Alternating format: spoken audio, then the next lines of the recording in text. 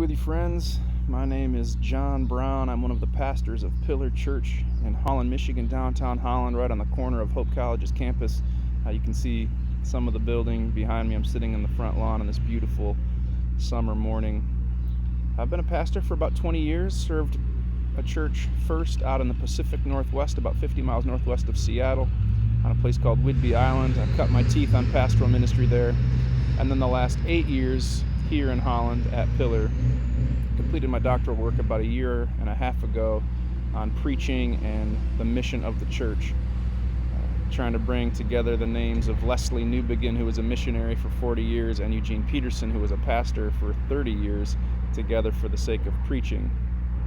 I'm really excited to be on this journey with you, and I'm so grateful that you're willing to take time to engage in this way. It would be so much cooler if we could be together in person, and I trust that will happen maybe next summer, but for now this is our way forward.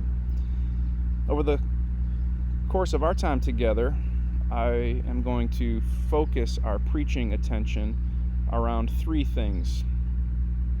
First, Scripture. Second, Jesus. And third, people. I think all preaching revolves around those three things: Scripture, Jesus, and then people. We'll get into that later. But today I just want to introduce myself and introduce this conversation on preaching. In the very beginning, this is Genesis 1, we read, "In the beginning God created the heavens and the earth. The earth was formless and void, and darkness covered the face of the deep, while a wind from God swept over the waters, and God said, 'Let there be light.'" In the very beginning, God spoke. God used words to announce the world. God spoke creation into existence. It's by the very breath of God that we exist.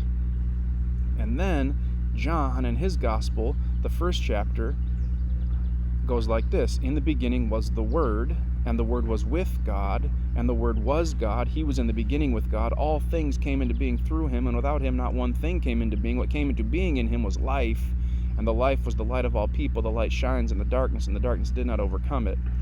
John, in his gospel, refers to Jesus as the Word, drawing us back to the beginning in Genesis. My point is, God speaks and creation happens. Jesus is the Word made flesh.